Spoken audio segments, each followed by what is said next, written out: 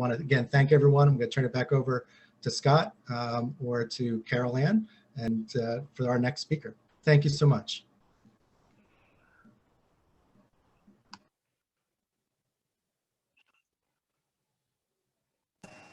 Thank you, Assemblyman Benson. We really appreciate the support you have given us all over the years, and also for the important work that you're doing for all of us. So I get to introduce Commissioner Frisbee, Samuel T. Frisbee Sr. I get to say all those, is the chair of the County Commission. He has spent his professional career advocating for children, the underrepresented and underserved. He comprehends the significance of engaging communities and utilizing their collective momentum to strengthen the processes of successful social change.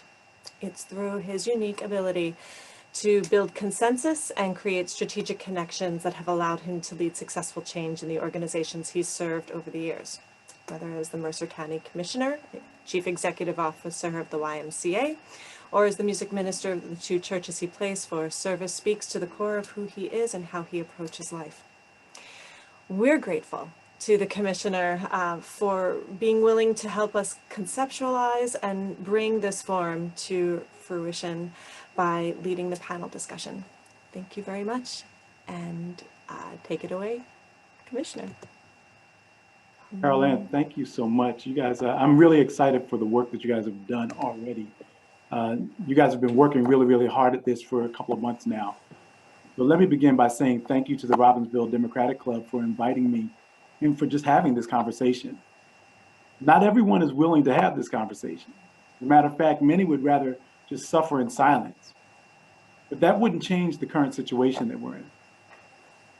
The great James Baldwin put it like this: not everything faced can be changed, but nothing can change until it is faced. As we meet here tonight, our nation's struggling with many different issues and feeling a lack of collective peace throughout all of these struggles.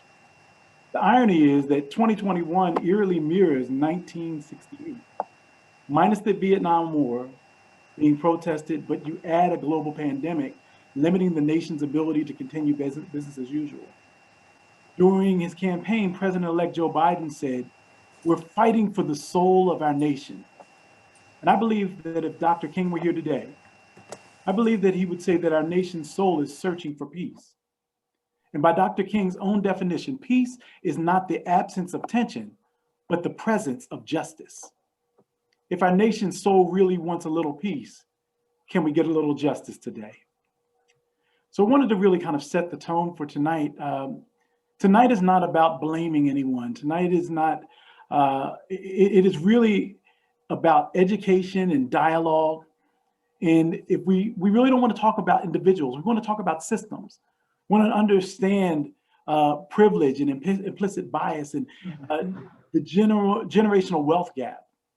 You know, it's really interesting. I've done several of these in the last couple of weeks, and I always kind of fall back to a story about my grandfather that my mother told me. When people always ask me, and I've had some discussions with some of my friends about generational wealth gap and privilege, and I said, well, think about it this way.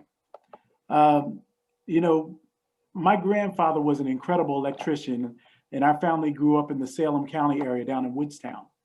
And whenever we drive down that way, my mother would show me churches that my grandfather as an electrician had wired, or people's homes or businesses. And she said, your grandfather wired that. And I'm like, wow, he was really incredible at the work that he did. But because he was a Black man in the 40s and 50s doing that type of work, he couldn't own his own business.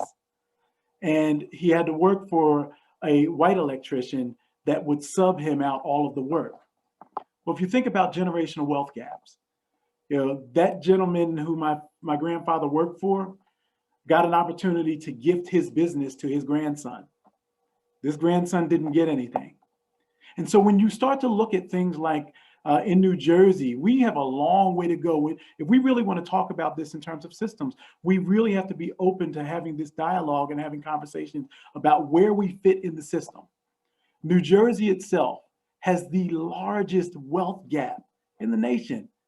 White families in New Jersey can put their hands on $309,000 worth of wealth, whereas Hispanic families only $7,000 worth of wealth.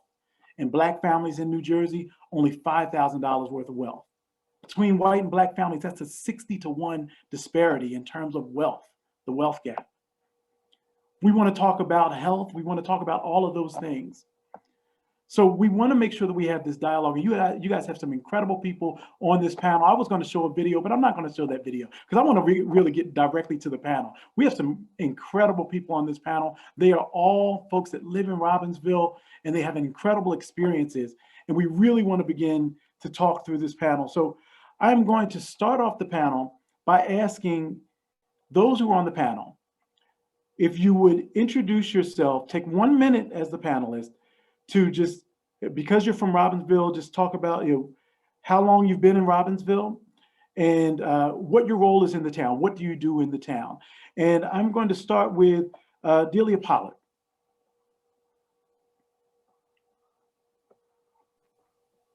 Hi, thank you for having me. Oh, okay, so I've been in Robbinsville for the last 12 years by way of New York. I lived in New York City. Actually, I was born in the Caribbean, Trinidad.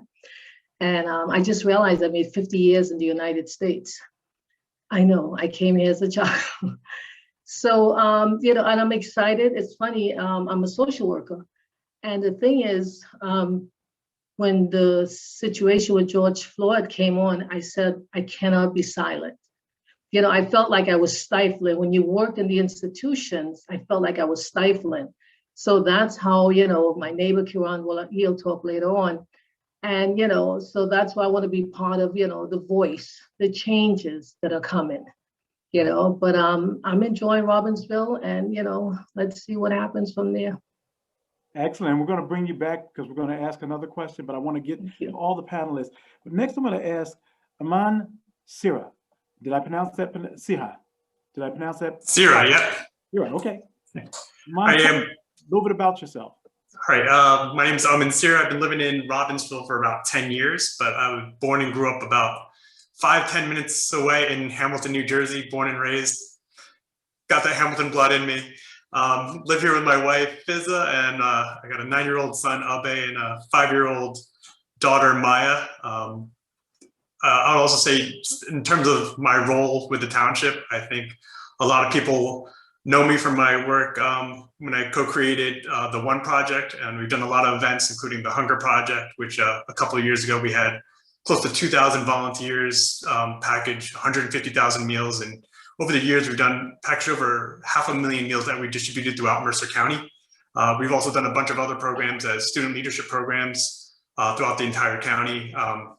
Worked with the Robbinsville Township and Police Department for a recovery project on drug abuse, a literacy project focusing on literacy in Trenton, kindness project on local hospitals. I've also worked with a couple of internship programs, the New Jersey Leadership Program and the Sick Leave Program, where we place minority students in legislative and political positions. And we had a bunch of students come through Robbinsville, and I think almost all of them have definitely worked in Dan Benson's office, and we had a few in Wayne's office as well. And we also had a few that worked in the Robbinsville Township for the last few years as well. So excited about developing those future leaders. And then I play a lot of other roles as working with a group of faith leaders in Robbinsville Township, as well as with the New Jersey Coalition of Religious Leaders. Involved with a lot of the Black Lives Matter events, farmers protests. I'm a disability advocate and a special education advocate as well, so I was an attorney for that. But I'll kind of sum it up as I'm an attorney, I'm a teacher, and I'm the nonprofit guy. I love connecting with all the new nonprofits and people trying to just do good things in the township, and just jumping on calls almost weekly, helping them get their direction on where they want to go and how they want to go. So pleasure to be on, and looking forward to this, all the speakers. Excellent. Amin, you jumped ahead a little bit, but that's okay. We're going to let you jump ahead. That's fine. We're going to go next to Kieran Aguero. Kieran? Hello, everyone. Good evening. Thanks for having me here on the panel today. My name is Kieran Aguero. I've been a resident of Robbinsville for about 12 years now. I was born and raised in India, and then I immigrated to Canada and I was there for about 3 years, and then crossed the border legally to Pennsylvania. Then I was in Delaware, and then we moved to Robbinsville in 2008.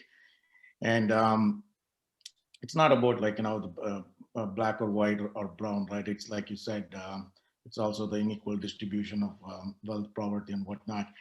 And what really was an eye opener was my neighbor, Delia Pollard. When the incident occurred on the May 25th of 2020, George Floyd murder incident. And all the towns were participating, like peace protests and everything. And Delia was like, how come we don't see anything in our town going on, something like this? And she was kind of heartbroken because, I let Delia speak her own personal experience. So we said, you know what, why do you have to count on others? Let the both of us get together and organize this and see how it goes. And that is the reason why I say it was a big eye opener at that time was when we led the peace march and when we asked residents to speak out. And I was really surprised to see a lot of our high school kids came out and spoke about the discrimination which exists in our school system. So I'm a strong believer in getting the school kids educated against social injustice, what it is and what it means, so that when they come out of the high school or when they graduate from college, they're kind of they're well informed to make that difference in the society growing up. So I'm here to listen to all of you and learn a lot from your experiences today. Thank you. Thank you, Kieran. And it's interesting. I know you said it jokingly, but there's stigma that goes along with that. You said I got here legally, right? And there's stigma that goes along with that in a nation of immigrants, right? And so at some point in time, I want to get back to that because there is, we feel that many of our immigrants feel that they're targeted many times because people don't know. I can't tell from looking at you whether or not you came here legally or you came here by crossing a stream, right? But there is something that goes along with that we internalize sometimes.